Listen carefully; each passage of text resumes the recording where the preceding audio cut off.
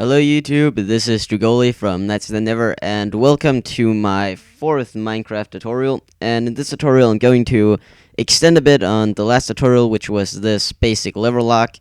And it basically means that the locks have to be in a certain position. Every single one of them have to be in a certain position, up or down, in order for the door to open. But the thing about this one is if you use it for multiplayer and stuff like that, you can go inside, you can close the door, but anyone who goes past your house can see your code, and you've just been inside, now you go outside again, you lock it, you think it's safe, then someone comes by now, he knows your code, so he goes inside, grieves your stuff, and leaves. And you won't even know he's been in there until you look at your chests. So, in order to make a bit more safe lock, we're going to use this RS NOR latch. It's basically a little memory gate. So whenever there's power, like right now, it's in this position. So this door is open and this door is closed. But if I add power from this button here, it changes. So now that door is open and that one's closed. So we're basically going to use that with one of these things here being the input from a button and this other one being a reset button. Let's go over here. I have cheated a little bit like in those cooking programs. I've built the outer walls so it doesn't take as long for me to get started. But basically I'm going to explain all of these buttons I have because I have quite a lot of them. So here I have 4 buttons. This is going to be used for my combination lock. This will be a open button, so when the combination is correct, I can click this button whenever I want to open the door. And over here is a reset button. So whenever I press this thing, it resets the thing. So now I can't, if I push in the right code and go over here, press that button before I press this button, it won't open. And the same thing for this in here. This is going to be to open the door from the inside, and also when I open it from the inside, it's going to hopefully reset the code. So as you can see, I have already built this part here, so I'm ready to get some RS NOR latches built around here. And first we need to build them. So basically place blocks like this. I'm going to use these diamond blocks because it's more easy to see how they look. And now we need to place a future. Man, it's lagging. Come on. Snap out of it. I guess going down like that might help. But we need to put a few torches on each of these. So need to put 2 torches there and there. Same thing on the other side. On all of them. And now what you need... Okay, I'll just turn it off for a second and try to fix this. Be right back. Okay, so I'm back. This should hopefully help a little bit. Now comes an important part. We need to place some redstone wire here and here, but we need to place it correctly because this wire we want to be turned on. So in order to do that, we need to place it over here. And if you place it over here first, then this wire will be turned on and it'll kind of fuck up the gate. So you need to put this down first. It's very important. Wait a minute. Okay, this one's reverse somehow. There we go. Okay, so now when we've got all of our RS NOR latches built, now we need to wire these together. So you just basically take the output from the first one, wire it around to the reset on the next one. And you basically do this for all of them. And then the last one here, just leave that for now. That's going to be the output that goes through the door over here. So now when we've got our RS NOR latches just about ready, we need to get in our code. So now this is how you choose your code. You need to find out what your code needs to be. Mine is just going to be each of these in that sequence. So now you need to wire them correctly. So the first button you want to be in your code needs to go to the first gate or RS NOR latch. And the next button in your code, like if I were to play a spray like that from my first one and then that second, this one here would have to be wired over there. And this one over here, since that's the second number in my code, that would have to go to this one. So I'm just going to remove this. So now I just need to wire this thing over here. This thing Wait a second. I think I can do like that. Should still work. Now this one needs to go over here. Lastly, that one there. And I'll just place in another reset button. Then the reset button just needs to be wired to the reset of this thing. There we go. So now the combination is put in, and just to test that it works, if I push this button here, it flips it. So now it doesn't reset this one. If I push this button, it turns that off, turns that off, turns that off. Now if I go over here and press this reset button, it resets everything. Now the thing is, if I try to push this one over here, you can see it does change, but it gets reset again because the output here, because this thing is outputting into the reset. So no matter how many times I press that, it's always going to reset, but it's going to be turned on for a second or so before resetting. So that's something to keep in mind, because we need to have a little delay coming from here and before it actually opens the door, because else you can't just do like this and it'll open the door for you. So now we've got all of these wired up. Now we need to get this output over to the door. So let's just take this thing underground, since it needs to go over there. We'll take this thing underground like this and just go forward.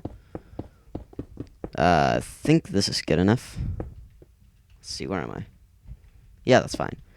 So now we need to get the wire to get up again, so we can get it out.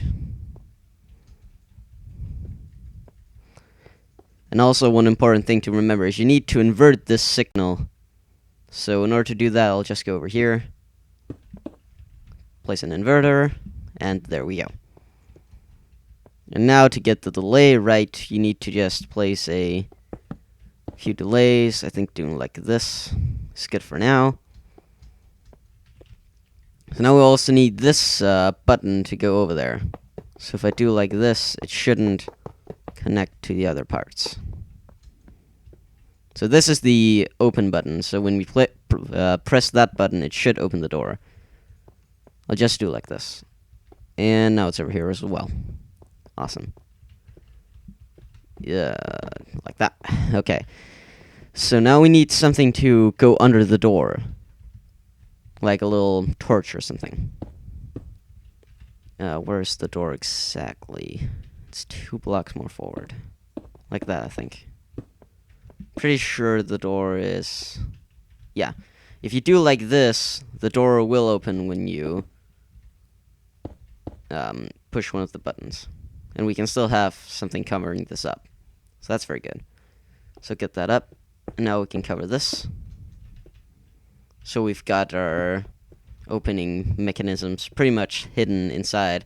You could just, if you want it totally hidden, you can dig this underground as well. Or you can do like this and make your house go underground or something.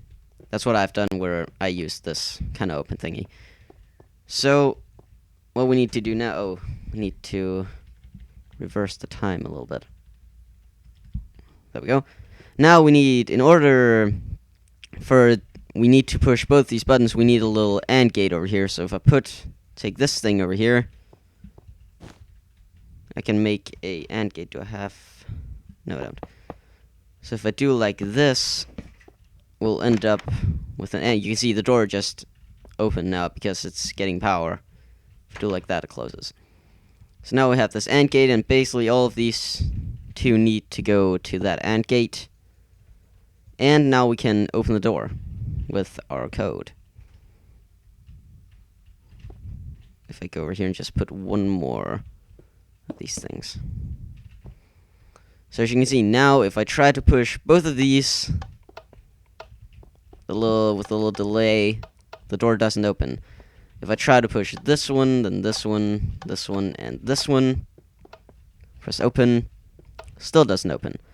So if I now go just reset it. So if I push this, then this one, and this one, you can see all of them have been activated. I push this button, and what? Why doesn't the door open?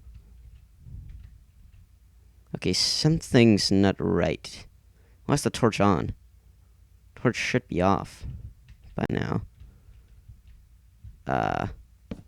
Okay, looks like my AND gate's failing here. This torch should be off when I give it power. Okay, what? It is now, but if I put that there... What the hell? It makes no sense. Okay, what if I try and put this here first? Get into the delay. Wire and then torch. Okay, this is weird. I don't know what's going on. I have no clue. But it works now, so let's go back over here. Push the button. Oh, come on! Why is it not working? Yeah, the power doesn't get transferred. Doesn't get far enough. Ugh, God. Now it opens. So now I can get inside. Now we just need to be able to open the door otherwise. So now we'll just place a little AND gate. Or I just actually need to do like this. And also, so this resets when you try and open the door from the outside. Or from the inside, we'll do like this. Bring this all the way over to the reset of this thing. This requires a lot of repeaters so the power can get transferred all the way over there. But it should work. Oh, wait a second. I need to do like this. Because if it's just like that... Oh, okay, it does. It did work. Sorry. Here we go. Now I just need to place a few repeaters. And we should be good. There we go. So you can see the door did open when I pushed this button. You can see right now all of them are active, so I can open the door from the outside.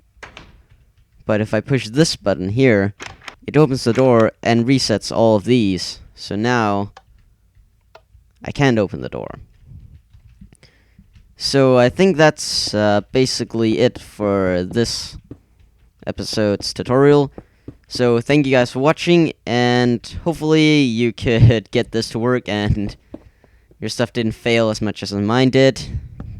It was being an asshole. But stay tuned for the next episode. Is going to be my viewer special. So remember to, in the description, or just go ahead and click on my entire contraption here. And you'll be taken to a video where you can post a comment, and the highest rated comment on that video is what I'm going to use for my viewer special. And if there is no highest rated comment, I'm just going to take it for the Puck Gaming forums or something. I've got a few ideas over there. So thank you guys for watching, follow me on Twitter, join my Steam group, and take care.